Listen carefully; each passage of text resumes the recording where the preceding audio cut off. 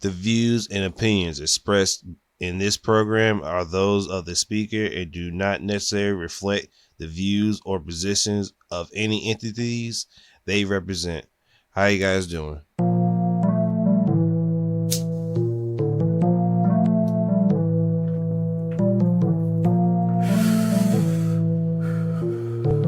DropTop. Zaza. Okay. We gon' pull up in some Tahoes. Fill with my niggas and bitches. They don't get money, the motto. Shredding waves like I'm Otto. What's up? Back with another new episode of the StyleBeasting podcast with your host with the most, Del Wall. My birthday's in 2 days. Happy birthday to you. Happy birthday. I'll be turning 31. This old nigga. I've been called every old name under the book by my coworker, by my younger coworkers. It's hilarious as shit because they're like a decade older than me, and it's like, damn. I'm starting to see it because now, like, I think I'm at that age where people in their early 20s don't get the references and jokes that I use to slay them. Like, one of my coworkers haven't seen he's like 21 and he hasn't seen Hunchback of Notre Dame, and it's like, damn, you haven't seen that? Or does it like my references and jokes are so like they're old to him? Just like if our parents told us a joke, the context of it will be like something of their era, and you won't get it. So I'm finally at that age where my era is not fully understandable by the youth. So damn, now I'm at that age where I'm an old ass nigga. It's a gift and a curse too, because I also think I'm at the UNC stage, UNC, that stage, that I'm just giving like advice to the youth. And I've been noticing that I've been doing that a lot lately. Like, one of my younger coworkers, they'll ask me something, and I'll give them advice because I've been through it, and I'm at the age where I just give advice to the youth, and it's like, damn, now I feel like fucking Lawrence Fishburne in what is the name of that fucking movie? That's okay, take your time. Fuck, are you serious? Ice Cube, Boys in the Hood. Jesus Christ. I had to think. I was thinking about fucking Men's Society for some weird reason. I don't know why I was thinking about that movie. But yeah, so I'm starting to feel like Lawrence Fishburne, like when see, and even then, even like that, like no, like nobody remembers that movie unless you were like you went back and go see it if you were younger than me. Well, a couple years younger than me. So using that reference, niggas won't know what Boys in the Hood is because if you didn't see the movie. So it's funny. It's really funny to me that I'm old now, and there's nothing wrong with that too. Like, I think a friend of mine is like, I think he's like 2 years older than me, and I think he's like kind of subconscious that he's getting older. But I view it as a positive thing too, because yes, we're 31 or 33, but that experience and like status of being older and like been through stuff and knowing like the stupid shit from the smart shit, it's a good thing, and you should wear it as a trophy, because most people don't learn from their mistakes or take time to develop into a different person than they were when they were younger, because some people mentally stay the same age throughout their whole life. Like, there's people who's older than me who act like kids, because like I said, some people learn and grow, or some people just remain stagnant, and it's gonna sound crazy, but that's your choice. Now, I'm all for people having their own free will and doing what they want, even if it is a bad thing, and even if it messes them up. You can't really tell anybody how to live their life. I know it sounds crazy that some people don't want to get help or get better, but that is not stilo, fuck, not mindset. The resolution. Is it resolution? No. Wow, I can't. Oh, I'm so bad remembering fucking resolution. Stupid. Oh, this sucks. Oh man, Jesus Christ! And I just woke up from a nap too, so I had plenty of rest. Resolve. Fuck. Oh my God. Jesus, that's their resolve. Thank you, brain. It's their resolve to either live the same life they always live, or, like I said, the free will of doing what they want and knowing that there are repercussions, but they're willing to take it.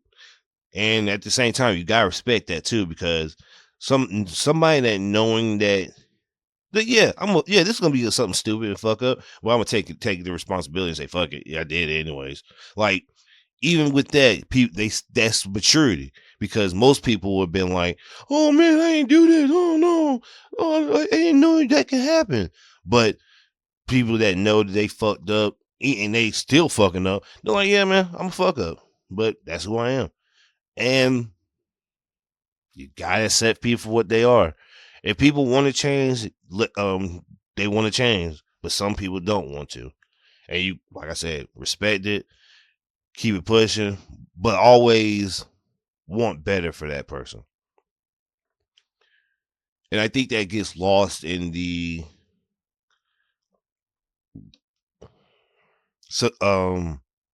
way of the world and the way that our lives are. Like I said, some of us wants to change, but sometimes the pressure of change or the fear of change deters us. But it's all up to you and what you want.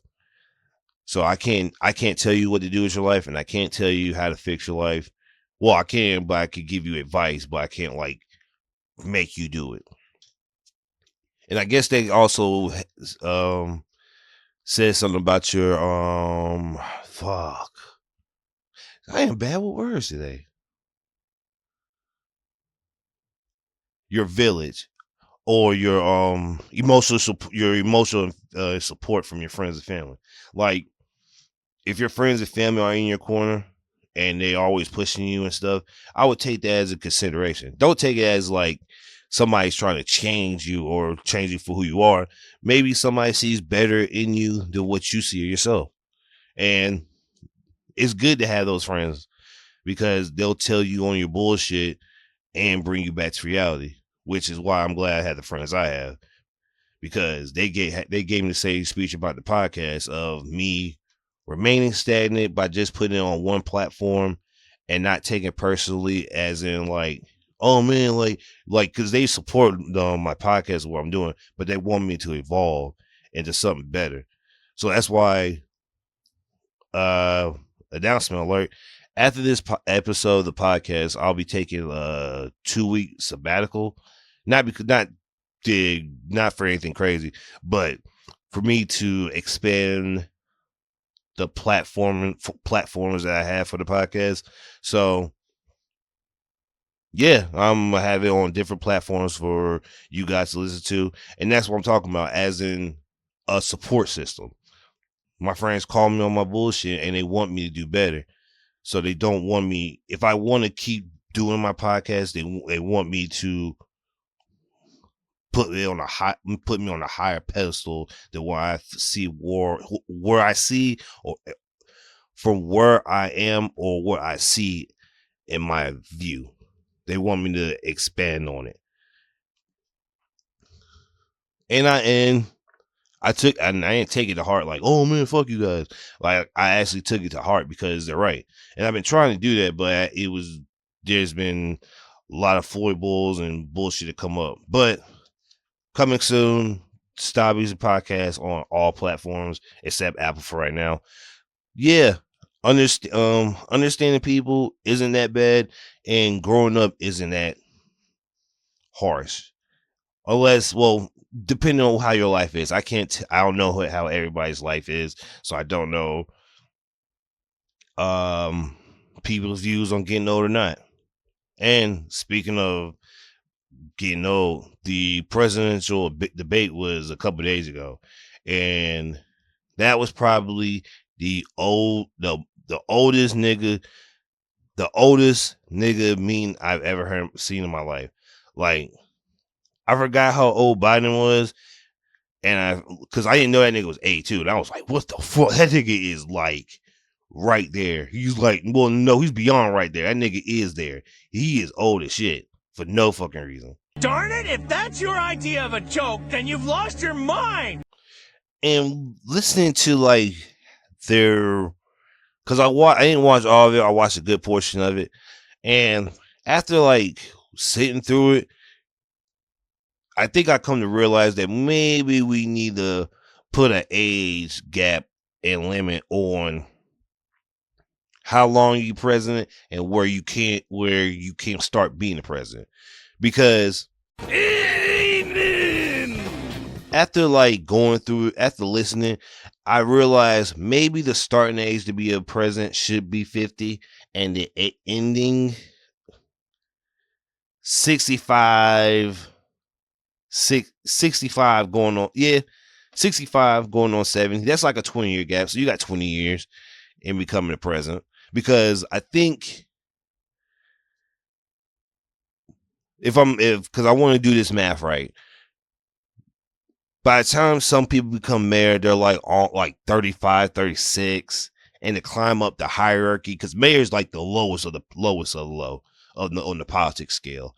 And by the time you become like a senator, because I'm using Barack Obama as like a median, because because Barack Obama is not that. Hold on, let me look at his age, because I don't think Barack Obama is like god old. Correct. 62. Okay, 62. So if we want to use that as a stopgap, because he stopped being president 7 years ago, so he was like 55. So yeah, that's a good age. Barack Obama became president around 55, 54. Yeah, that's a good time. I think that's a good age gap for you, like, stop being president.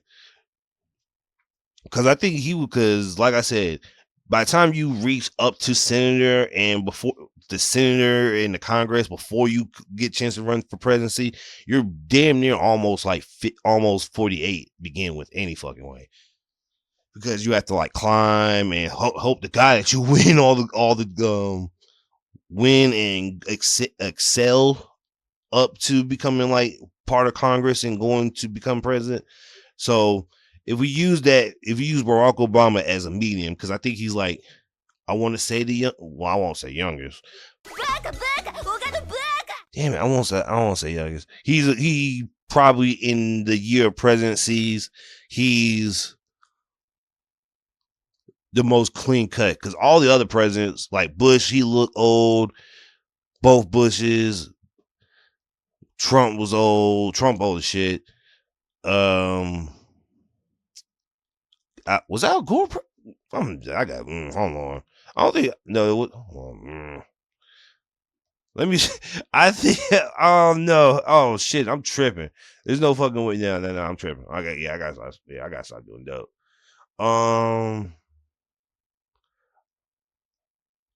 There's no way in hell. I'm tripping. Roosevelt, Truman, Eisenhower, Kennedy, Johnson, Nixon, Ford, Reagan, Carter. Yeah, Gore. Yeah. I'm tripping. Yeah, I don't know why the fuck I was about to say Al Gore. What the fuck? But Al Gore is the nigga who was trying to tell us about the global warming. But yeah, I think, like I said, the median of being president should be like around the 50s, closing at the 60s, maybe 70. But because if you listen to them, they sounded like they were back in the old days and they didn't know what they're talking about. And a funny topic came up when it came to deal with jobs. And I think the term black jobs were used. So a whole bunch of memes of people saying, "What are you doing at your black job?" And most people were just saying just dance or just chilling. So it's just funny that even under these circumstances of us having to pick a president and going through this bullshit again, there's always jokes steaming from it. And I think that's probably a good thing in these times because there's all the bullshit going on. We need something to laugh at. But we do need to take it seriously at times too. But nah, black jobs is probably the funniest shit ever because now people are trying to find black jobs. And it's even crazier too because the old meme of South Park when they were like, they took our jobs. It was a Hispanic TikToker was like, I'm about to go steal some black jobs. I was like, bruh, chill the fuck out, my nigga. That shit was stupid. Because it was another one of an old black man trying to stop his Hispanic dude for taking his job. It was all jokes, obviously, but damn, bro, that shit was stupid funny. Because now we're going back to the whole they took her jobs shit again. So it's like, bro, I don't even know if any when's the last time I remember niggas saying a particular race took their job. So I'm just dying laughing that we're going back to the old days. Oh, fucking niggas thinking niggas being crazy. Niggas being racist again. Well, niggas always been racist, but the racist jokes are coming back in full forward. You shut your lying nigga lips up! So I would tell you guys this. Do research on, well, my generation and the generation below us. Well, the kids are already doing research and way more knowledgeable on certain topics than our generation because they damn sure did the research on it. Please keep doing what you guys do in staying up to date on stuff and researching stuff. Now, some of you guys delve too deep into bullshit and become like one of those weirdos who like basically niggas that make up like or try to like make up laws or try to like do those TikTok fucking mystery deep dives and shit. Like a lot of them shits is like asinine, but some of them are true or some of them have validity behind it. So I would definitely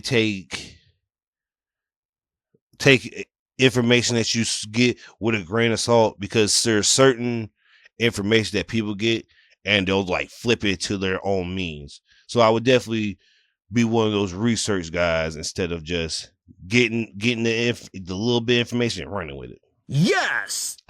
And speaking on getting some more information than running with it. So this is all jokes. So don't take it there. Don't try to cancel me. But I think I just found out that Rosa Parks' husband had a car the entire time. Nigga! And I don't have no like sources where I got this from. I got this from the Joe Budden podcast, so take it with a grain of salt. But I forgot where he got that from. But no, I know where he got it from. So Twitter, I want to say late last week, brought up that Rosa Parks' husband had a car, and in my mind, that's probably the funniest thing in the fucking world because Mr. Parks was probably at work like, bitch, you could have told me, I could have took you to work or somewhere.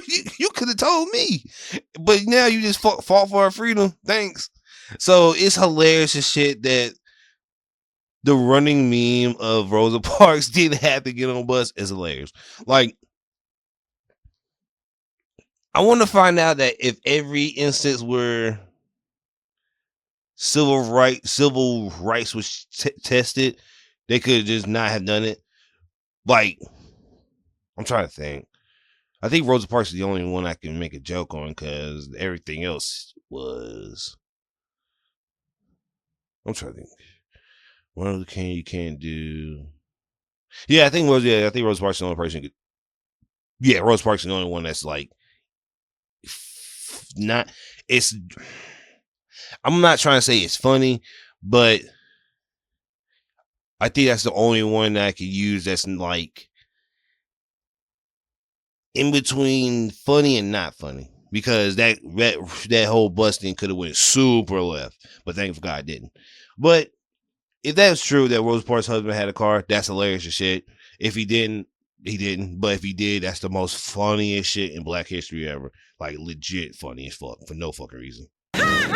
But speaking on time coming, speaking of time creeping up behind us, I think that's a good segue. I guess I don't know, but Bronny went to the Lakers. And the reason why I'm saying time is because, the reason why I'm bringing up time in conjunction to this is because LeBron James is still playing basketball. And I don't know if he's going to play after next year or whatever. But Bronny James has joined the Lakers. And a bunch of other kids, too, that people had no other knowledge of, too. Which I'm going to get to that in a second. But, yeah, Bronny James is a part of the NBA now, and he's a Laker. Now, there's going to be a lot of weight on his shoulders. Not only because he's the son of LeBron James, but people have been hyping and de-hyping Bronny up because he still got some growing to do. And I'm not talking about like, built wise and basketball not fundamentals, but basketball wise too, and height wise too, because I think he's like 6', maybe 6'2", and I think they might have embellished it because if you put him beside his dad, he looks a little shorter than 6. But hold on, I forgot what position he played too. Yeah, he's a shooting guard and he's 6'2". Yeah, he's even shorter than I thought. He's 6'2", and he's 19 years old. That nigga kind of look like Baby Kia. But, yeah, he's like 19 years old. And I think he's still, by the time he even hits 23, he'll be, me personally, I think he'll probably be, I won't say the same build as LeBron, but he'll be LeBron's build at, not height-wise, but weight-wise, he'll probably be close to LeBron's at his age. When LeBron was at his age. When LeBron was 23, he'll probably be close to that same, like, I won't say weight and height, but he'll mature. He'll just be like, I'm trying to think of a young boy damn, what's that nigga name? Ja Morant, well, all the bullshit that came with it. Because when Ja Morant first came in the league, I was like, okay, this is a young kid, and like looking at him now is completely different. Like his hair grew, he matured, he's not the same kid as he once was. And I think that would be the same thing for Bronny. Like Brian will start, he'll be like, oh man, like he'll be like green behind the ears, the lights will be brighter. But like I'll say like around like year 2 or 3, he'll have his footing, and hopefully he'll tune out all the noise from the media. And I know that's going to be hard for your first year and being front row and center with your dad, who arguably could be easily in the top 3 best basketball players of all time. So living up to that legacy is going to be crazy. And if you want to take a step further, he don't have to live up to that legacy. Now, not every son is going to exceed his father in statue or accolades, because who knows, Bronny might be the best supporting shooting guard ever. He might not be like LeBron James, get like 8 rings, get all these points. Like he might not be. Me personally, I know he won't be a carbon copy of LeBron James. He'll be his own man, and it's gonna take time for him to develop too, because he's still like nigga's not even 20 yet. Like, hold on, his birthday's not even close. Hold on, when's his birthday? That nigga birthday is in October. That nigga won't be 20 until like football season starts. By the time he actually gets on the court, he'll be 20 years old. That nigga just got into the 20s. So I'm giving him enough time to grow. Shit, it might be 3-4 years before he finally grows into like a player. Because to be real with you, Anthony Edwards, he might pull Anthony Edwards. First 2 years, you're like, okay, he's there. And then next couple years, he's like, oh shit, this nigga's running the whole team. Like, shit. Even if he becomes, I don't think you have the facilities for that, big man. The level of Rudy Gobert, but not bitch. Well, I won't say bitch man because Rudy ain't bitch man. He just got put in situations that was just funny. But a player like Rudy without all the funny bullshit or getting choked out and shit, like I can see him do that. Shoot, I can see him. As of right now, I'll put him. Let's say in 4 years, I'll say, because I'm not talking the first 2 years, I'm not counting because he's super wet behind the ears. But I'll say by year 4, he should be not the face of the league because that'd be crazy. He should be he'll be probably up his game if no injuries or no bullshit happen. Like I see him at least become doing what Anthony Edwards did, not taking the team and taking the Lakers and becoming and running them, but he'll start showing a name for himself and being like, oh shit, he like, because last year Anthony Edwards was working, and I'm not saying he's gonna pull Anthony Edwards numbers, but damn, he was working, and I think that's what's gonna happen after the first 3, year 4, he's gonna come out of nowhere and start shooting lights out and working. And I'll be happy for that because me personally, I don't want people to rag on Bronny too much because he's a kid. Nigga's not even nigga's a kid still, bro. Like this nigga's not like Zion or Ja.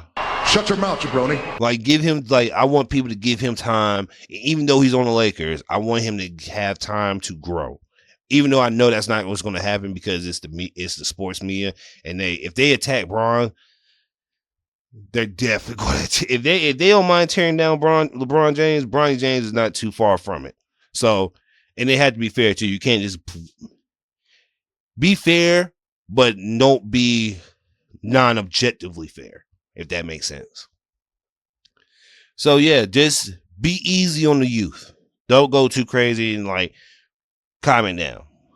But also speaking of the youth, Dr. Disrespect has been found out of texting minors. Nasty bitch. Which is fucking insane. Because now I'm looking at Dr. Disrespect's banning years ago even funnier now. Because Twitch banned him, I think. Twitch banned him and Nick Mertz. I think they banned Nick Mertz for calling somebody a tranny. But both him, Tim the Tap Man, had to distance themselves with Dr. Disrespect. Because I used to watch Tim the Tap Man and Nick Mertz play Call of Duty with Dr. Disrespect and a whole bunch of other Call of Duty guys. And they were like best of friends. But after watching the video of Tim the Tap Man saying he had to like back up and Nick too, that shows the gravity of the situation. Like, if that's my friend, that's my friend. But these charges is crazy. Like, at first I was like, okay, he might have mishap and didn't think it was a team, but he knew it was a team and kept texting. So that's even sicker. I'm like, bro, that's wild. Like, if you didn't know, that's correct. That's okay. All right, I'll give you a little leeway. But now I'm setting that whole bridge on fire. That's crazy as fuck. And if you look at Dr. Disrespect's last stream when he was playing Elden Ring, he looked like it was over. Because we never seen Dr. Disrespect without the gear on. And if you don't know who Dr. Disrespect is used to be Twitch streamer who played Call of Duty and other games, who wore like this 60s mask and goatee. But we never see him without it. We probably did see it like a couple times where you haven't seen him like out and about without it on. Like every time we see Dr. Disrespect with his gear on, we never know what he looks like. So yeah, it was a wild day for Twitch because they had to ban a couple other people because other people were wilding. But that Dr. Disrespect shit is the wildest because now it's getting crazy out here because people who kept their shit in the dark is now coming to the light. It is crazy that that's happening too because, well, what gets done in the dark will come to the light, as the saying always goes. But it's just crazy that 2024 happened and everybody's dark little secret or the shit that they did is coming out. Like everybody, like if you did something fucked up, I would repent. And I'm like, if you were a child molester, then I know not that. But if you did something that wasn't sexual assault, I would go to church and pray about it. Because if you're out here being P. Diddy, you fucked. Like I can't pray. Like you can't pray that way. Like you just fucked up. So I would take into consideration to get into church and pray for yourself because it's getting crazy out here. And don't think you can't get caught.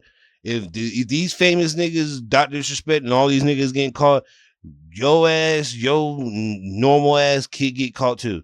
So I advise everybody to, if you do have a vice, please let it be a vice that's non-threatening to others or harmful to said person. Because if you harm yourself, that's not cool, but at least it's just you. Harming somebody else for your own enjoyment is nasty as fuck. So I would definitely get your shit together. Because I'm leaving. What I said at the beginning, you have to make, if you know you about to fuck up and you know your mistake, you better stop at the door. So that's all there is to it. But aside from the foibles of the world, let's get into the gaming of the world. And there's only a couple. I'm only gonna talk about Elden Ring and Dragon Ball Sparking Zero, since that's the only games really out right now. That's actually out right now.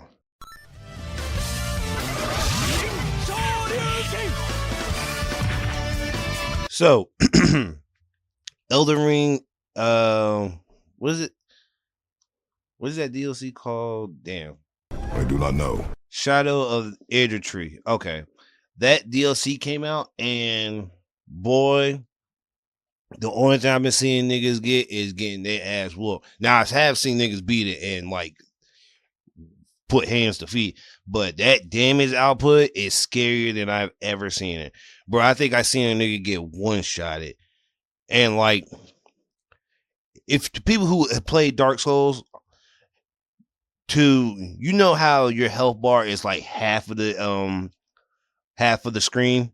That's how strong these niggas are. That gets going in one swing. Now, when I saw that, I was like, okay, fuck, that's crazy. But when I found out, do research, you can make yourself stronger and do more damage and take less damage.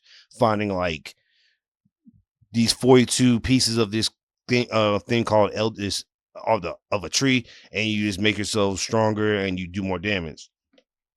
And you take less damage. But you have to find all 42 for that shit you have to find all 42. And by that time, you probably already tired from getting your ass whooped. Because, bro, these bosses are strong. Like, I think, like, I played a lot of Dark Souls games. And even me personally, I'm like, damn, nigga.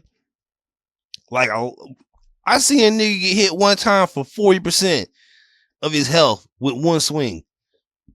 And that wasn't a boss. That was just a regular ass nigga. So that tells you that the damage scaling is crazy. And even Miyazaki said himself, I think that's his name, that in the DLC, the enemies level up with you. So with however strong you get, they get. So it doesn't matter if you level yourself up like 60 levels, the game will level itself up with you. And that even proves that, bro, these bosses are fucking strong. I think one of the dragons called Bell the Dread, bro, That nigga's whole boss fight is a final boss fight. Bro, like I seen literally these niggas, it's ridiculous. This might be the hardest hitting Dark Souls S game ever. And people are complaining that the game is too hard. Now I understand it looks hard as fuck because I didn't play Elden Ring. But if you play Dark Souls, you know that you have to die 1,000 fucking times to get good. Shoot, you really don't get good until New Game Plus 2. Well, no.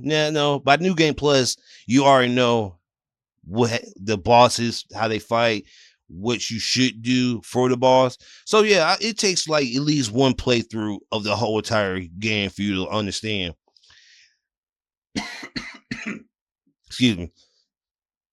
And I'm not counting the DLC. Like you had, since the DLC is different from the game in the aspect of, because they put the bosses from this DLC against the bosses from the main game, and it's like night and day. Like the damage is so ridiculously staunch, they have to bump up the bosses, the main game bosses, to the New Game Plus 7. And if you don't know what that means you have to beat the game 7 times for them to equal up to playing the new Elden Ring DLC on the first playthrough. That's how crazy that is. That you had to beat the main game 7 times for you to be even close to being ready to face the DLC. Even then, that damage output is not that. It even still is not that up there, because I think they put one of the bosses against the plus 7 main boss, and the damage was up there. It was better, but it wasn't like the damage of the DLC boss. So it's just a lot of like shit that you have to master in dodging and attacking. You gonna have to do it like the old Dark Souls. Walk around the nigga, hit him one time. Walk around the nigga, hit him one time. Or if you're great at parrying, parry the nigga. But not all attacks can be parried. So you have to dodge. If you do the trick from Dodgeball, the movie, if you could dodge the attack, you can. If you could dodge a ball, you could dodge the attack. So definitely, if you watched Dodgeball before, definitely take that to heed, because bro, you're gonna be dodging your ass off, especially for that final fucking boss. Because I ain't even played the game, but I already know that final boss is, well, spoiler alert, the final boss in DLC is Radon when he's like healthy. So it's not the sick Radon where he got all that damn poison on him. It's just like a healthy Radon where that nigga pulled off like some crazy ass moves where it's like, bro, if this nigga was in the main game, they would have literally never finished Elden Ring, because this nigga is so fucking strong, like ridiculous. But so far the game, it looks enjoyable. Just like every Dark Souls games, they have unique weapons and stuff that they gave you, and it looks good. I think there's like some martial arts weapons and there's a boss weapon that does like this anime finish where I'm like, okay, now some of those anime finisher weapons aren't as great because they leave you open to attacks and you can't and sometimes they don't stagger. But if you in for flashiness and for a strong attack, I would definitely be that guy to use that.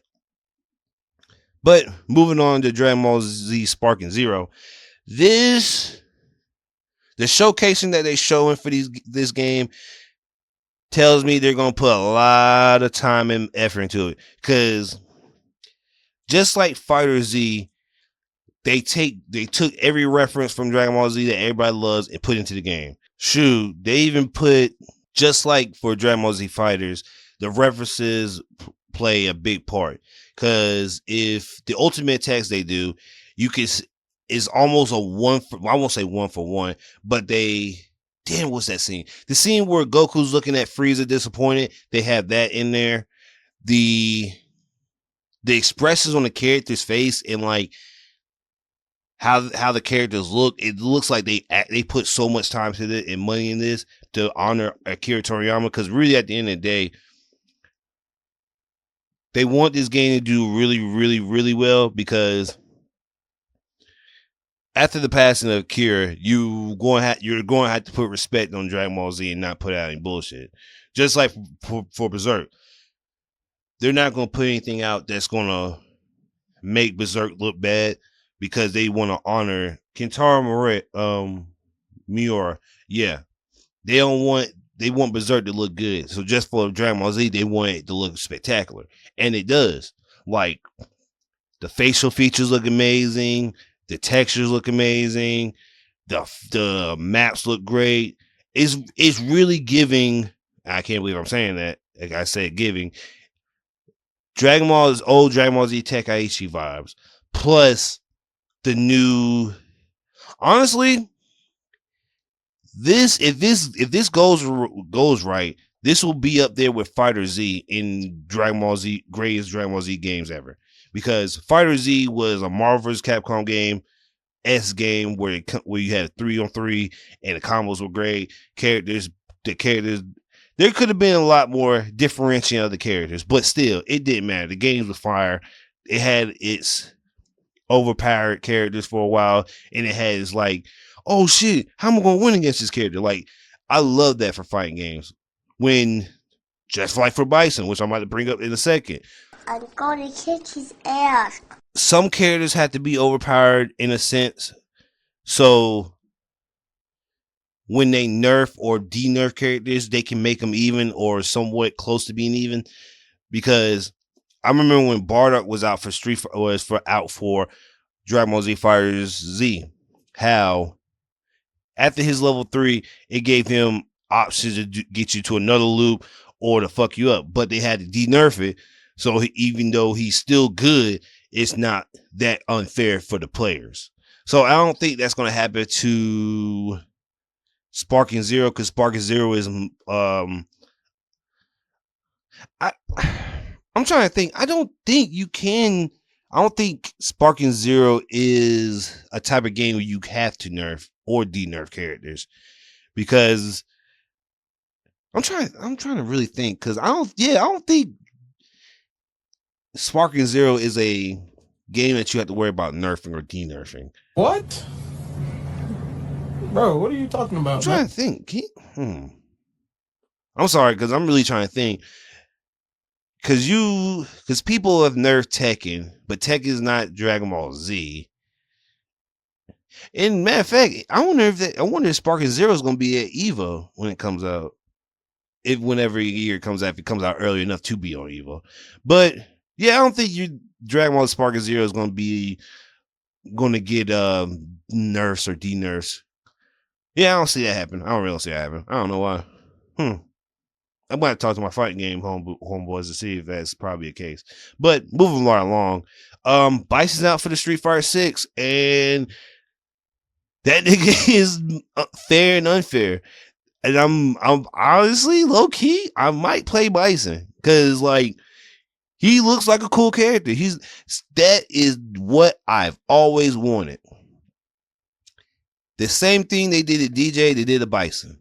They took the boring concept of air slicer from Street Fighter 4, and just for like Bison. Well, Bison was in Street Fighter 5, but he was basically doing the exact same thing. But in this one, he has that bomb, and all his shit is still rocking. Like his knee press is a Hadouken motion, so you don't have to charge it all the time. The only thing moves you have to charge is Psycho Crusher and his Devil's Reverse. Dirty D's done that to cheap. Even and looking at him, he's a two-touch character for some characters, because I think he can two-touch Ken. And I think obviously everybody can two-touch Akuma, because Akuma still has bad health, which I understand, but I'm like, I don't want Akuma to have that low health, even though I understand why he has to, because they gave him so much. So, because you can't make his health the same as Zangief or Ryu, and he'd be able to two-touch everybody, but it takes like 3 to 4 hits to kill him, 3 or 4 combos to kill him. So it's like, it's not kind of fair, because Akuma could death lock you if he wanted to. But off of video games, let's get into the music. And it's a stockpile of music, so let's get going. just like music. So, Kendrick Lamar dropped Not Like Us, the music video, on July 4th. Black, y'all, and I'm black, y'all, and I'm blacker than black, and I'm black, y'all, And I watched it. I wasn't impressed. It was all right. It wasn't, like I said, I wasn't impressed by the video. It was all right. It was decent. The only thing I gave a fuck about was the first snippet of a song. If the first snippet, because he had a snippet in front of Not Like Us before, and the song was hard. It was way better than Not Like Us. But you're gonna get those people who are like, oh man, Not Like Us is generational. Like, it's all right, it's a decent song. Like, niggas only like it because it was a diss. But if it wasn't like, if you take away that whole dissing Drake and part of it, it's not that good. Like, the only reason niggas like it because it's a Drake diss. Like, if it was just a regular song, it might get like the We Gonna Be All Right. We Gonna Be All Right community, but other than that, it's a mid song. But hopefully that snippet of that one song comes out, because that song was hard as fuck. And yeah, the song's all right. Nah. So yeah, that's all I got. The music video was meh at best. So Move this man!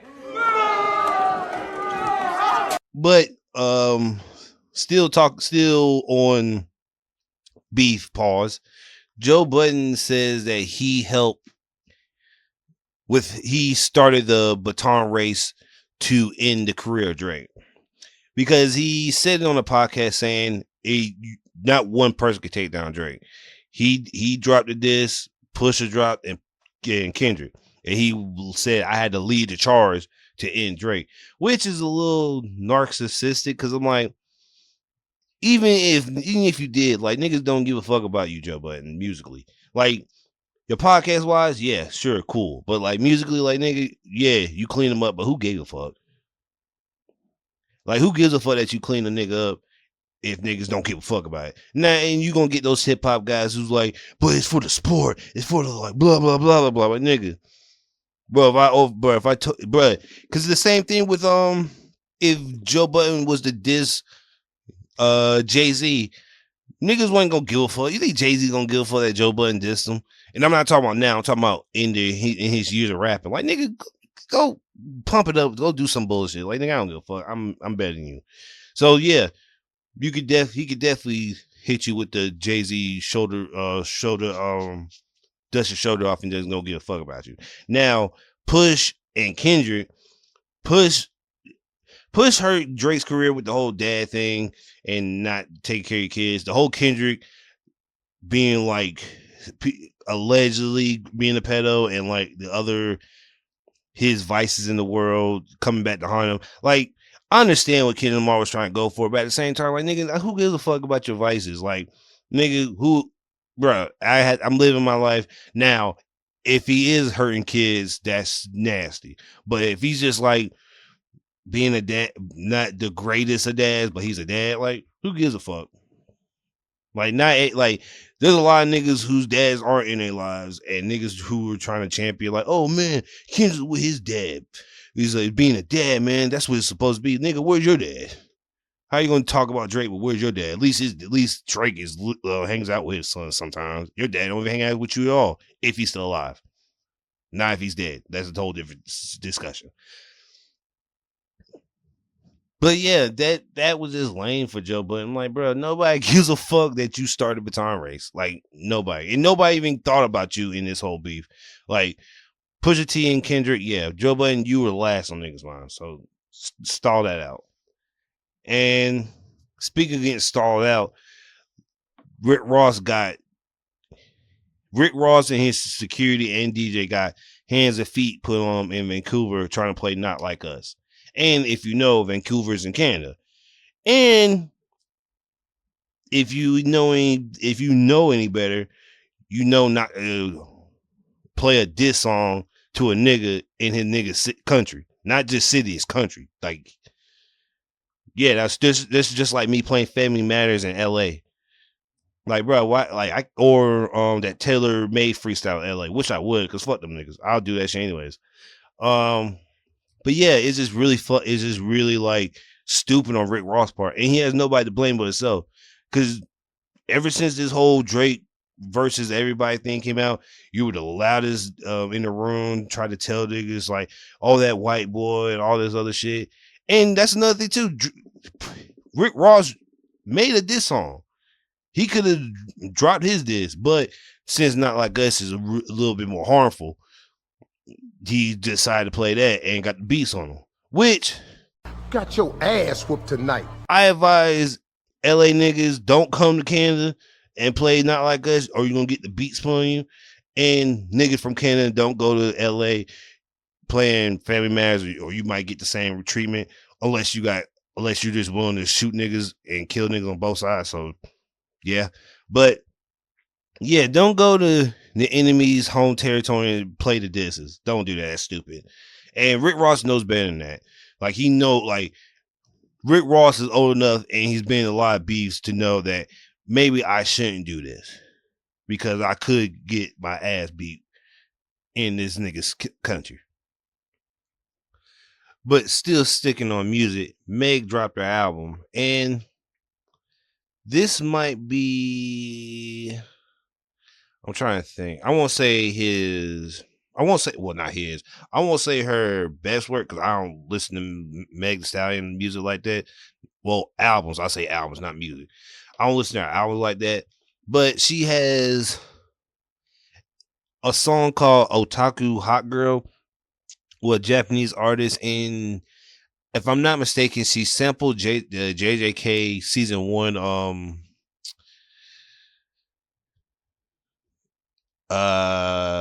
midway cutscene, like the halfway point of anime when they do like a little break and come back.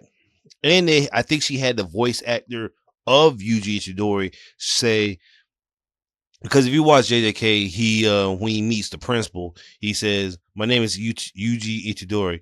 I'm 16 and I like tall girls with big butts." But months after that, there was an edit where somebody was like, "My name is Yuji Itadori. I like girls with big butts like Meg Thee Stallion." And I think the voice actor personally did that himself or herself and put that in Meg's album, which I'll give Meg this. Meg is probably one of the biggest otakus to ever make it this far into mainstream. Like, there's a bunch of people who use anime references, but like Megan has literally been like an anime girly since she dropped. And even when she did the Shoto Toriyuki cosplay for the paper magazine, like, I think I said like years ago that she might be faking being otaku, but like I walk back my statement. She's definitely otaku. You could definitely see it now. Like, it's super there. And I think like there's been a bunch of anime cosplayers. I think it's mainly JJK cosplayers that came to her concert and jumped on the stage. Now, people have been dressed up as more than just JJK, but I've mainly been seeing Yuji, Sukuna, Mahito, and I think there was another one. I forgot. But there was others, but yeah, freaking Meg, I like Meg. Like, I even though I said what I said about her being a fake otaku, I was wrong. So yeah, she's out there, and I might give her album a listen to, I might not. But I would say this: Meg Thee Stallion makes good music. Like, I know people gonna say her last album is repetitive of the first or whatever, but if it ain't broke, don't fix it, man. Like, if the mass populace like it, I guess you gotta like it, man. But what else? Who else dropped some new stuff?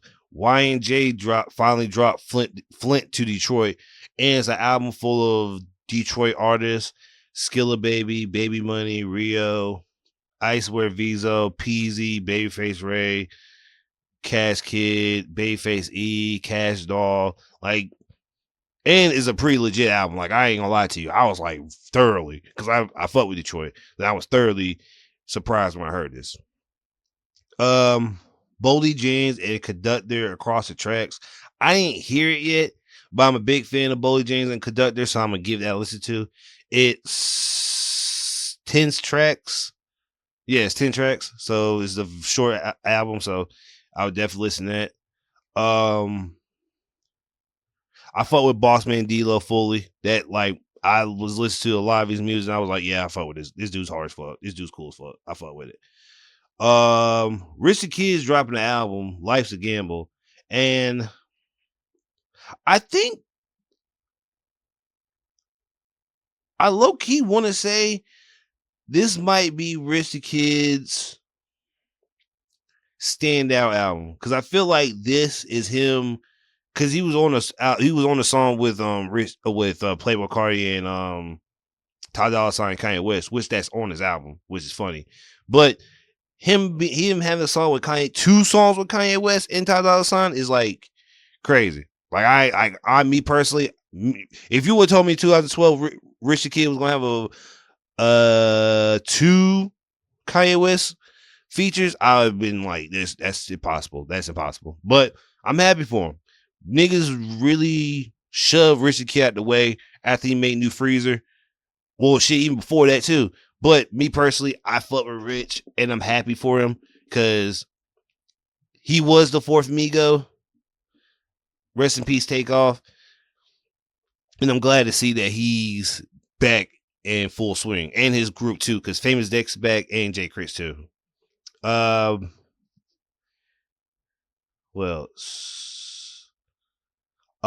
James Blake and Lil Yachty album back cameo. I ain't hear it yet. I'm going to because I don't believe I listen to James Blake, but I don't know. I'm a Lil Yachty fan, and it's alternative music with Yachty. So sometimes Yachty on his alternative flow is kind of cool. So I'm gonna definitely check that out. Benji Bluebills dropped 1942, which is alcohol. Song's hard as fuck.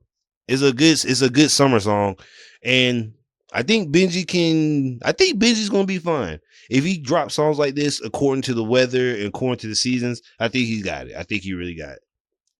Sauce Walker dropped Sauce Father 2. Now, at first I was a little hesitant because I was like, okay, I like Sauce Walker, but I don't know. Because Sauce Walker dropped music almost as much as Currency. But Currency's music is a little bit more digestible than Sauce Walker's. But it's 18 tracks and 1, 2, 3 songs I don't like. So 15 tracks is hard as fuck, which I'm super surprised about with Sauce Walker. And since he's from Texas, he's chopped the screw like the last 2 minutes of the song and it's still hard as fuck. So yeah, definitely check that out. Definitely check Sauce Father 2 out. 42 Doug dropped Forever Us, Never Them. It's 21 tracks. I honestly I don't listen to 42 Doug that often, but I'm gonna give it a listen to. And he has a song with Lil Baby on here called No Love. So I hopefully, and ESTG, he has another song with him. And he has oh damn. So he got Rollo, Meek, Sexy Red, Black Youngster, ESTG, Jeezy, and Lil Baby as features. And yeah, that's all you got after these 21 songs. So I'll give it a listen to. I'm gonna check it out. Cause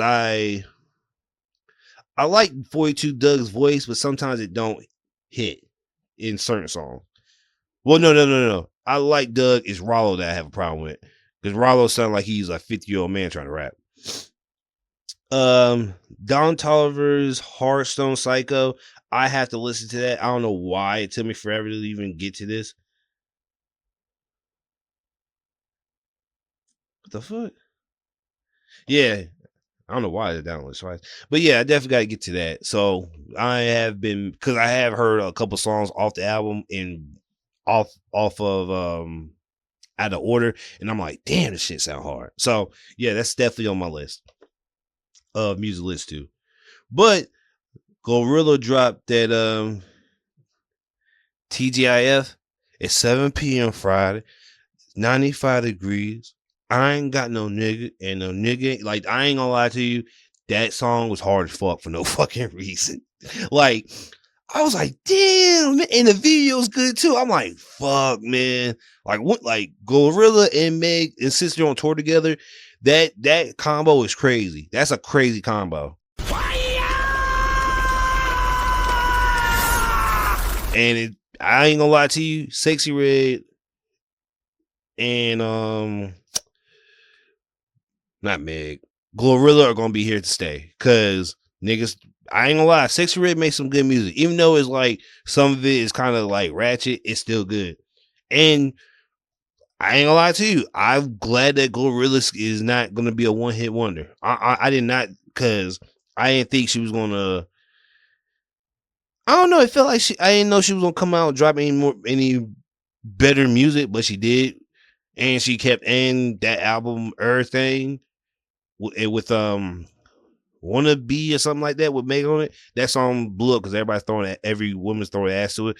So as long as Gorilla makes good music and makes throw that ass music too, she's gonna be perfectly fine.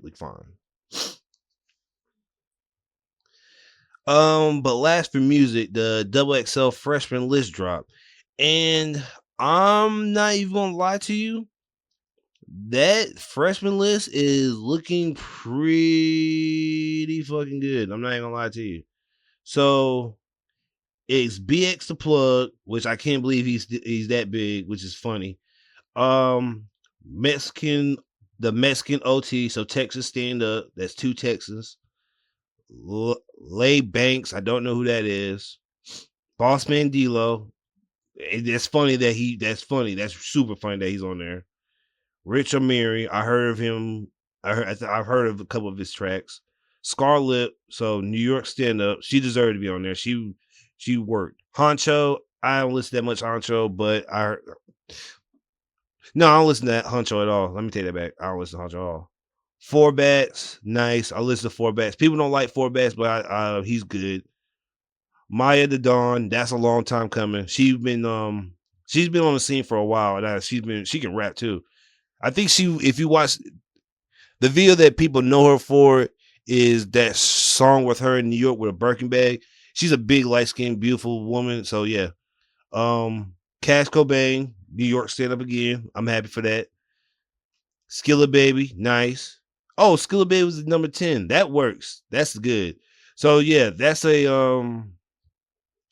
good 10 artist. So I like that. It's been a while since XXL freshman picked a good class, and that's a good one. So I definitely fuck with that. But that's it for music. Let's get into the manga portion. So I'm going to start with JJK because JJK was Was it? Yeah. It was interesting, but it was like weird how it was set up because I thought we were on to chapter 263, but apparently because since the last week's chapter was so short, I guess they made it 262.5. I guess I don't know, but we see freaking not Gojo, Yuta in Gojo's body. Jesus, that's gonna get aggravating. Fighting Sukuna, and Sukuna is, I wouldn't say. In this chapter, he's not putting hands on Yuta as much as he was last chapter. Because last chapter, Yuta's still getting used to his body because I guess they did do switch training, but it wasn't a month's time's not enough time to gain 30 years of Gojo training. Like it's not. Like, I'm sorry. It don't matter if you guys train for 24 hours for a whole 30 days. I do not see Yuta on his best, even in his peak of his peaks, and I think he's at his peak right now, being able to copy, because I don't think he can copy the 6 eyes, because that's like a KK Genkai in the sense of it's a blood thing, it is in the family, and you don't have it. And even if you did, to master red and purple, or blue, better yet, perfectly into that mastery of form, it would probably be impossible. And I'm semi wrong. So Yuta's over there slapping the shit out of Sukuna. Sukuna is low key worried that he might pull off purple because he tried to hit him with red, but it fucked up. So this is why this is like a low key a callback to when Gojo got the star vessel and he tried to use red against the fucking against that damn nigga in the grocery bag shit, but it fizzled out and he didn't hit it.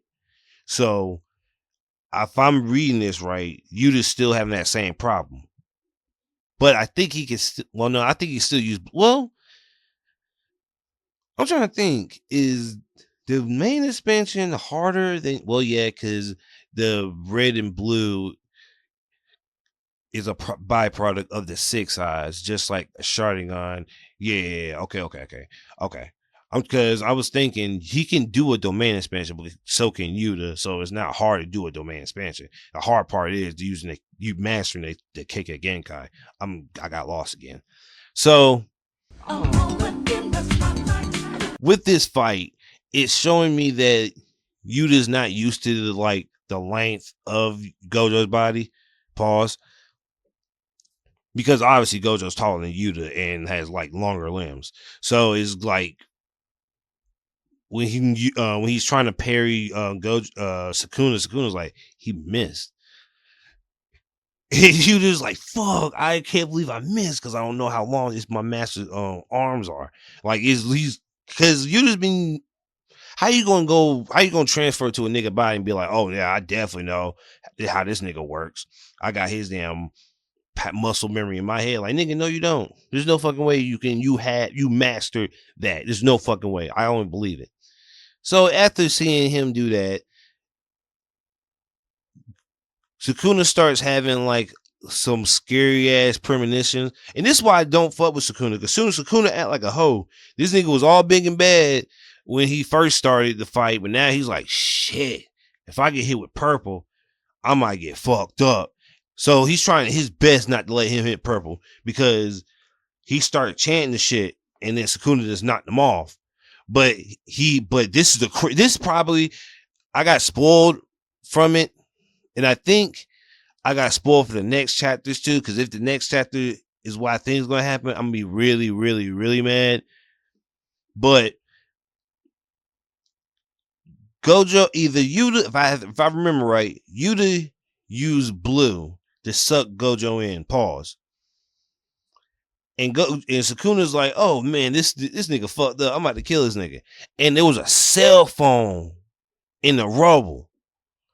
And all you heard was don't move. And you see my nigga, let me look this nigga up because I don't like saying rice cake nigga because he gotta get his respect. This nigga was a real ass nigga from fucking jump, bro. Oh fuck. What is this nigga name?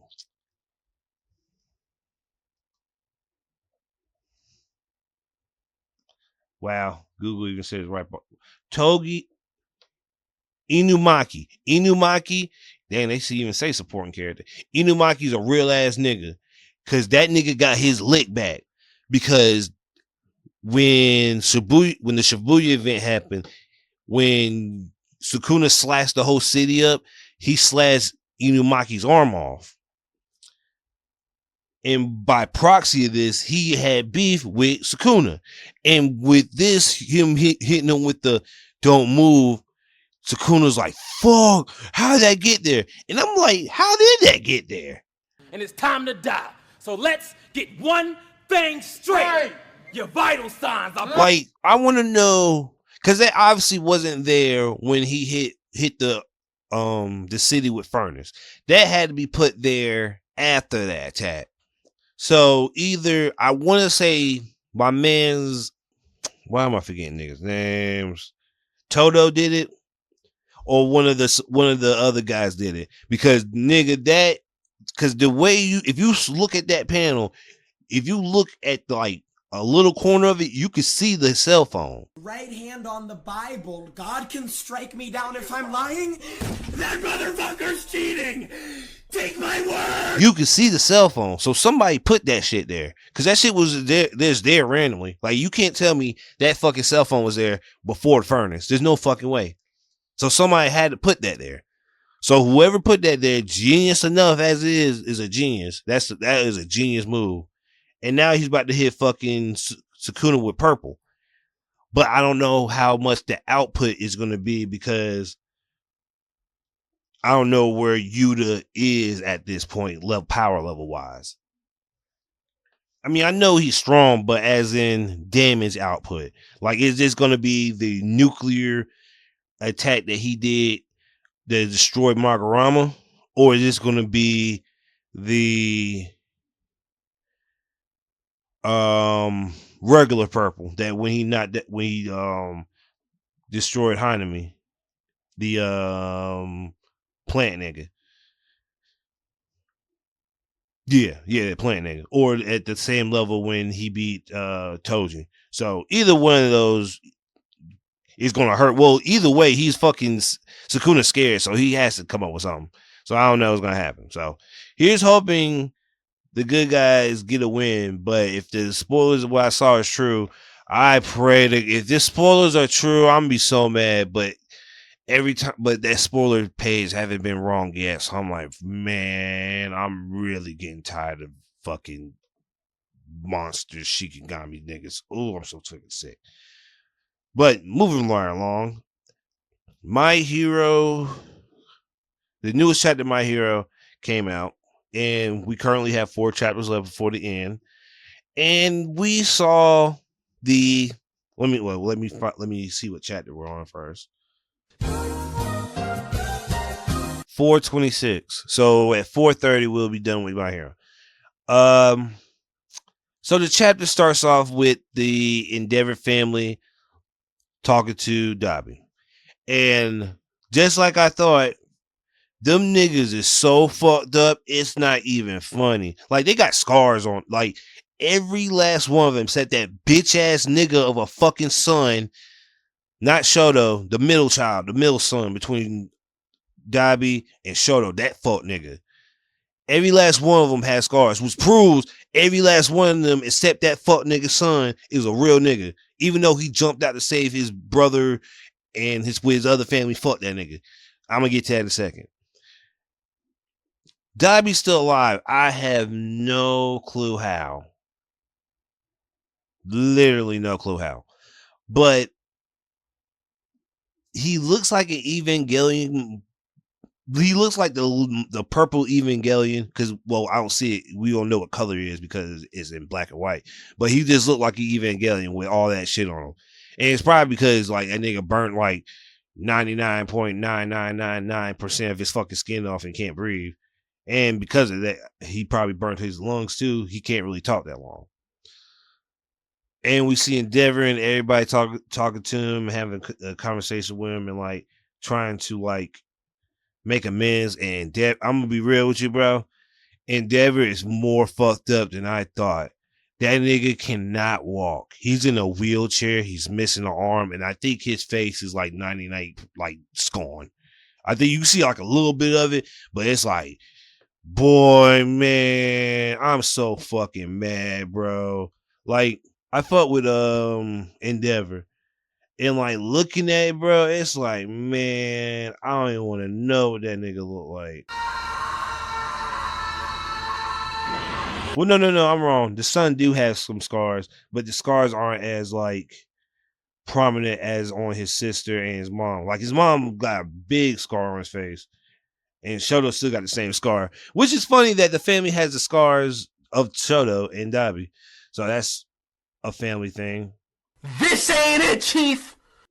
But Endeavor say he's retiring, which makes sense. Like, bro, he can't stand. I don't think. Yeah, Endeavor say he can't even stand. Like, he can't. And I think Toya is still kind of mad at him, but I think he's starting to come to grips with his father's apology, because I think they're coming together as a family. And it's probably the coolest thing ever. Shoto asks what's Dabi's favorite food. And then Dabi says soba. And turns out it's the same food that his brother likes. And Dabi started crying, which proves that Dabi, even though he did what he did and he was going to be in jail, he was just still the humanity part of him left. But after this, that fuck nigga son was like, nothing's changed about us. You still an asshole, dad. I don't want nothing to do with you. I'm like, nigga, shut the fuck up, bro. Like, get the fuck out of here, nigga. We literally came here as a family to talk to your brother, and you're still acting like a fuck nigga.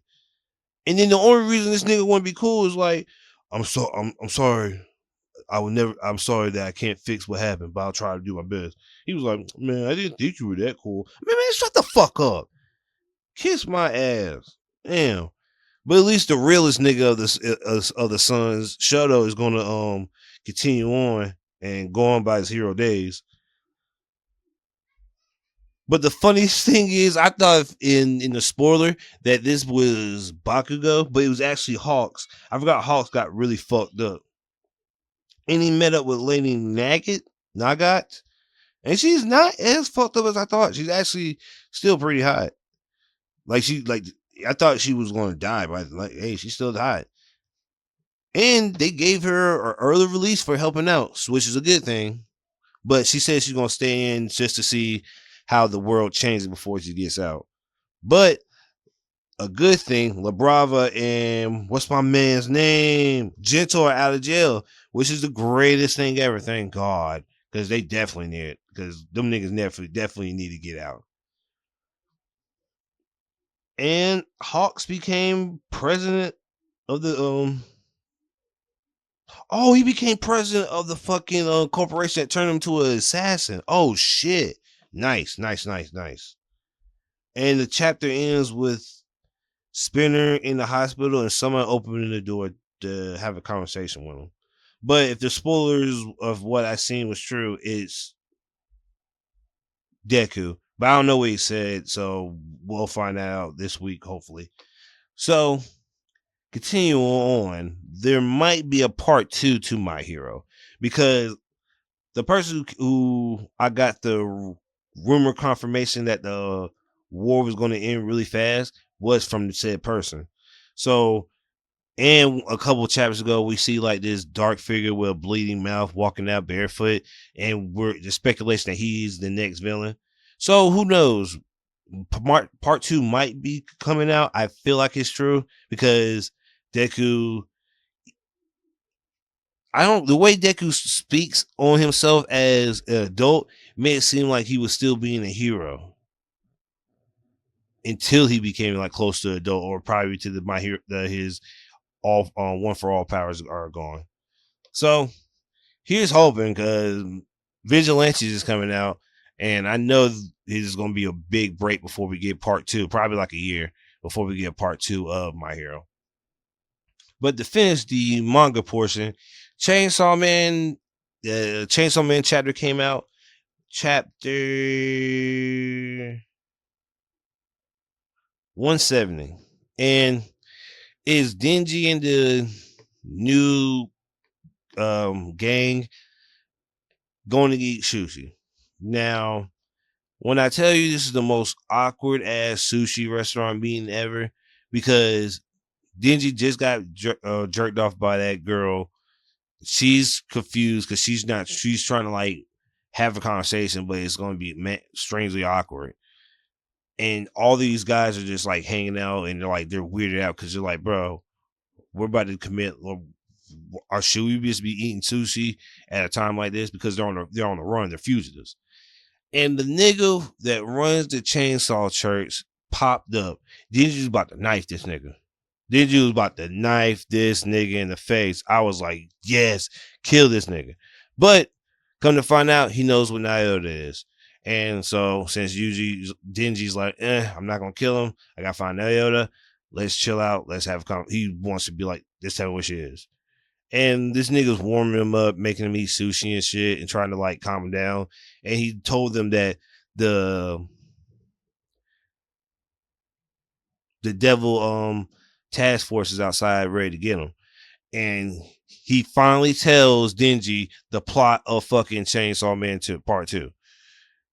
He told him the fucking plot, thank God. So they want Denji's true Chainsaw Man powers to be able to take away Devil's names and get rid of him forever. But Denji doesn't. But the weird thing is, Denji doesn't know that he has the ability, which he probably doesn't know because he was out cold when he was mind gone when he did it. But the way that hold on, what's this nigga name? Fuck it, nah, I don't. Yeah, they don't say his name. Whatever this nigga name is. Yeah, they want. He basically told Denji that, hey, the patrol wants to use your powers to erase devil's names for resistance, but Denji doesn't know.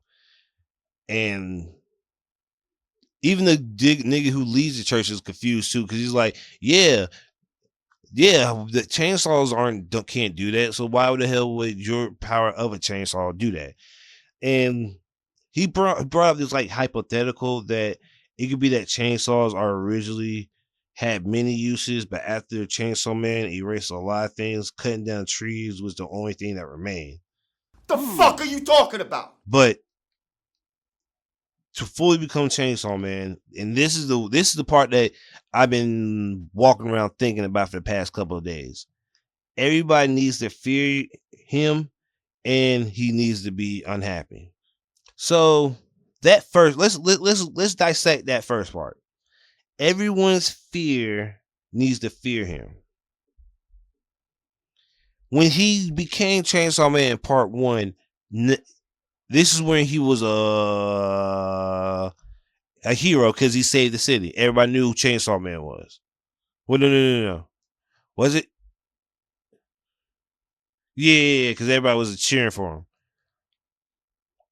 He was unhappy, so he was half of that. So that tells me that form that he was in Part 1 was not the complete Chainsaw Man, because, like I said, nobody feared him in Part 1. He was a superhero. But that church nigga said, hey, that's a part of the problem, because that made it a pain for you to be Chainsaw Man's true form because you're a superhero. But now that you are feared throughout the world because of that terrorist act that we did, they need to make him unhappy. So the church niggas told the chef nigga to send out some food. All the people start tripping because they don't know what the fuck is going on. And you see Naota's head on the plate in front of Denji. And the church niggas just looking at Denji, smirking. Bro, when did this chapter come out? When did this chapter come out? In 10 days. 10 days. So that means I have to wait I had to wait 2 weeks because this came out like 2 days ago to read this, to see what the hell happened. Like, bro, I'm fucking mad. I want to see that. I want to see what he's going to do next week, not in 2 weeks. Jesus Christ. And it doesn't get any better because fucking Kaiju number 8 in the newest chapter did the same shit. So apparently in chapter 110, Kafka and Mino, his friend, are just attacking Kaiju number 9. And he's fused with Kaiju number 10, I believe. And like they're comboing, attacking and they're knocking them out. And she's just using a pistol and she's keeping up with Kefka. And they get throttled. They get throttled and niggas start lose. But at the end of the chapter, you see Kefka say, hey, you think I can only use this form for a minute? And you see that the monster that turned Kefka into a kaiju, he can control it now, but only for a minute. So I think what we saw in the last episode of Kaiju number 8, the anime, he might be able to do that for a minute. So that means he's going to grow exponentially and be a whole lot more dangerous. So I pray to God that, boy, I hope the guy they do this right. I hope it looks so amazing. But I might as well segue into the anime portion because yeah, let's go into it.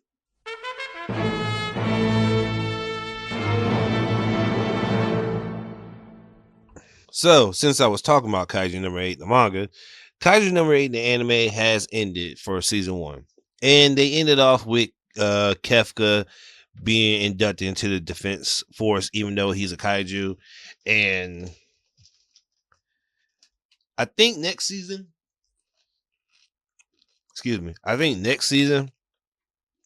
is going to be the training arc, because I think Rio, his gray hair homeboy, he goes off and gets the ice kaiju armor. The red nigga with the shark teeth, I think he learns flying thunder god or something. He was teleporting, I remember.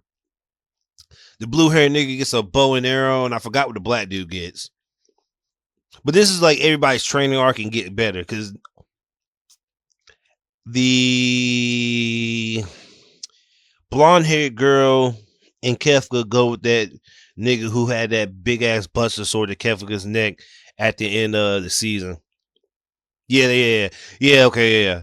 And next season ends off with the commander getting eaten by that kaiju. Yeah. I know how this is gonna go. It's good. It's gonna be what? Hold on. Yeah. You can end it there. You could do it for doing that. Yeah. That's how what kind of season number 2 is gonna end. But Mappa did it. Highly impressed. Like really highly. I don't think that was a bad episode. And I want to walk back my take on the character designs. I think when the show was first announced, some of the characters didn't look as cool, because I think Kefka had looked like an old MTV animated series character, and he didn't look like an anime character. He looked like a Western character. But I guess, well, no, yeah. He definitely looked like one of those oblong ass characters with his fucked up head. But he ended up looking great. Everybody ended up looking good. The shots were amazing.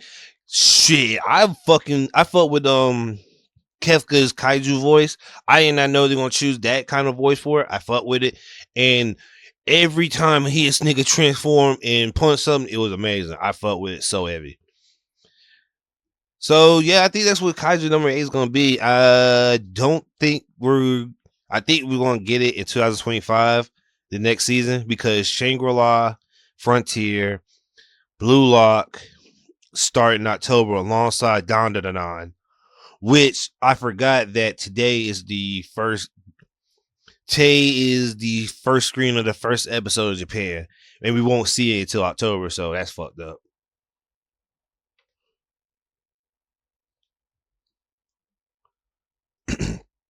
But alongside getting some previews, getting some previews for today. Kikuman prequel to Ultimate Muscle starts tomorrow, I want to say, and it's going to be on Netflix and obviously Crunchyroll. But I don't know. I never seen the original Kikuman. I have it on like Discord server, but I think I'm gonna start with this Kikuman because Kikuman was hella racist. It was hella funny, but it was hella racist too. So I'm definitely gonna give this a chance because this looks good. And I don't think the main character in Kikuman is a bitch like his son. So I think this is gonna be a little bit better because he's gonna be man up faster than his son did. And I'm not saying that Ultimate Muscle was bad. It was just I got tired of the. So basically, Kid Muscle and Ultimate Muscle is Zenitsu from Demon Slayer. He's weak and cowardly and scary, but when he gets serious, it's like the best thing you ever fucking seen in your life. That's why, and I'm gonna segue to Demon Slayer after this. Season 4 of Demon Slayer is gonna be amazing because the last episode of season 3, you saw Muzan and I forgot that dude's name with the fucked up face blow up the building. And that I'm gonna say this, Ufotable is like they're untouchable. I can literally have. There's no animation company that has done shit like they did on the scale of what they did. Like, let me start. I'm gonna start the explosion. The explosion alone was on some movie quality ass shit. Like it was. It's just hard to me explain how beautiful this show is. Like, I'm gonna get to why I'm mad at for the next couple of seasons of the rest of the Demon Slayer in a bit, but like the explosion, phenomenal. Muzan regenerating, ridiculously beautiful. Like that's what I'm meaning. Minimal small things that like, oh, I'm just regenerating looks ridiculous. Like, you know how small on a scale just regenerating is compared to what the other shit that happened? Like when fucking the strongest Hashira, when he came in with his ball and chain and was like doing his stone wall technique, nigga, that was probably like it was like 10 times better when the sound Hashira fought the upper moon. Like when he was blocking, doing other shit, like it was not even, it was night and day. It was so much night and day. It makes no sense. And when we got to everybody getting trapped in the Infinity Castle, boy, let me tell you something. The rest of Demon Slayer, they're gonna turn into in 3 separate movies, and obviously they're gonna go back and put it into seasons in the TV wise. But brother, let me tell you something there. When we get to Zenitsu's part of the movie, boy, let me tell you something. That might be the best, bro. I can't even speak because, matter of fact, it not just Zenitsu, the whole Infinity Castle arc is gonna go hard. Now, some of the backstories will piss me off because I don't think I give a fuck about Aizo's backstory that much. But everybody else, let's Inosuke's laughing now, but he won't be laughing at the end of this. And there's a lot of, I'm gonna be real with you, there's a lot of niggas dying at the end of Demon Slayer. Like there's gonna be niggas gonna live, but niggas gonna be just like my hero in the wheelchair, or you just a paraplegic. But either way, Demon Slayer is gonna be amazing.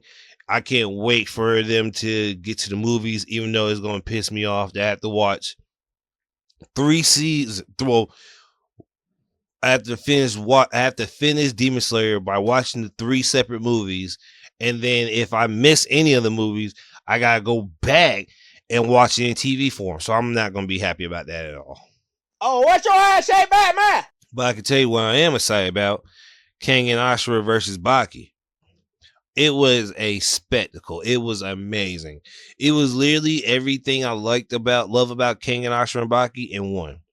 So normally King and Ashura is in 3D, but they switched to 2D. Great choice. Amazing. Everybody that I knew would have beef with each other in the show had beef with each other. Amazing. Great. Funny as fuck. Shibukawa and then I forgot the fucking laid back nigga from King and Ashura. That nigga's cool as fuck. Those two getting along are amazing. Olivia getting along with that Russian dude who fought. That's who wasn't there. The Wakauchi wasn't in King and Ashura movie, I don't believe. Yeah, I don't think he was. But I will say this though. I will walk back what I said. The characters of Baki are maybe a little bit more thorough than the characters from King and Ashura. Reason being is, in Baki's universe, niggas die every day. Now, people in King and Ashura die, but it's not to the degree of like, we're just gonna have a random fight and you're gonna die. Now, some people have died in the King and Ashura fights, but the chances of you dying are hiring Baki because you might get fucked up and the doctor heal you, and Baki ain't no doctor. You fucked. You just entirely fucked. So I was like, okay, because when the King and Ashura team was looking at the Baki team, they were like, them niggas kind of scary. Which is granted, because this is after the Pickle arc. Most of these niggas have like matured, and honestly, the Baki characters are like really scary. If you saw a nigga that's like 8'9", 19 years old, and has a big ass tattoo on his back with scars on his shit and a scar on his face, like, bro, what the fuck I'm supposed to do? Like, this nigga's 19 years old. I'm 25 years old. This nigga look like a grown ass man. He looks like my fucking dad. So what the fuck I'm supposed to do as the OG scared the damn young kid? Like, Hariyama is 19, maybe 19, 20 years old. Built like a 40-year-old man. Like, ridiculous. Now, I liked how it went. I was a little disappointed with the Jack fight, but I kind of wasn't because, well, let me go to order. Hariyama beat Saping. Jack lost to Ryan with interference from Pickle and like among of other things. Jack, see, if this was Jack in the new current Jack, Jack is wiping the floor with Ryan. But I don't know if Ryan, because that Ryan was the King and Ashura Ryan. King and Omega Ryan is a little bit more deadly. Because I seen Omega Ryan just like ripped a nigga in half, literally, like not even being funny. Oh God! But Jack ended up taking multiple bites out of Ryan. Jack ended up swallowing, doing the same shit he did against Baki in the original Baki series when he threw up all the steroids and became super skinny and started whooping ass. See, that's why I'm saying new Jack would have won, because Jack would have been way more hyped up on steroids. And since this is the Jack who's still reigning in from getting his teeth fucked up by Pickle, he still hasn't recovered. And Ryan walked off with a whole bunch of teeth marks, but got interrupted by Pickle again. But instead of Pickle jumping in, Oma knocked out Pickle. Ryan, who was about to fight Pickle, got knocked out by Baki and got beef against Baki. And Jack had to walk off when Baki was like, hey man, you lost. You gotta go, man. He was like, man, whatever. I'll come back for my ones. Now, Baki and Oma, I was like, okay, they might be a little bit even in this. I was highly wrong, because even though Oma's a good fighter, Baki is like thoroughbred. And unlike Baki, Oma has that release move. And even though you could say Baki unlocking his demon back is the equivalent, I wouldn't say that, only because I don't know how much of a Zenkai boost that devil back is compared to the release that Oma has. So I don't know where that rings in. But me personally, I fuck with it. I wish King and Ashura was taken care of a little bit more closer to the chest, like Baki is. Like Baki's animation is like almost 1-for-1 like the manga, and that's how I want King and Ashura to be, because King and Omega is really fucking decent. And if they even do King and Omega, it's gonna be weird, because a lot of the in-between fights niggas didn't really do in the anime. I think they fill it in later in the series, but I really think you should have put it in the proper order, because now it's just gonna feel like, because when we get to the cloning aspect, niggas gonna be like, they just pulled this out their ass. But no, nigga, we didn't. We really didn't. Correct. But speaking on clones, Trigun Stargaze Trigun, the reboot of Trigun season 2 has been announced, It's called Trigun Stargaze. And the only picture that we see is Vash in a black coat with like that different dimension shit behind him. And I didn't finish. I think I'm on the last episode of Stampede, so I don't know what happened. So I don't know what it brought on the new jacket color change or the other shit. And I don't know if this is like original story or like it's from the manga. So I can't really tell because I ain't read the manga. I ain't gonna lie to you. And the manga is hella different from the anime anyway.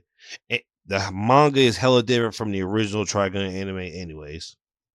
But I'm gonna definitely watch it because I'm a big fan of Trigun, and I was really, really, really on board when the first sneak preview came out when it was him loading his gun up. But I think that's it for the podcast for today. I want to say thank you guys for listening, and I'm just to recap. I'm gonna be back in 2 weeks. I'm gonna start putting all the episodes on multiple streaming platforms to elevate my podcast to not just be one platform. I want to be multifaceted, and I just figured out that's actually a word with my podcast. So be on the lookout for some new stuff coming soon. I appreciate you guys listening through all these years on SoundCloud, but I'm gonna be on other platforms so you just for consumer use and for better listenership. So I thank you guys for listening. Season 2 of StyleBeasting podcast has ended. Be ready for season 3. Peace.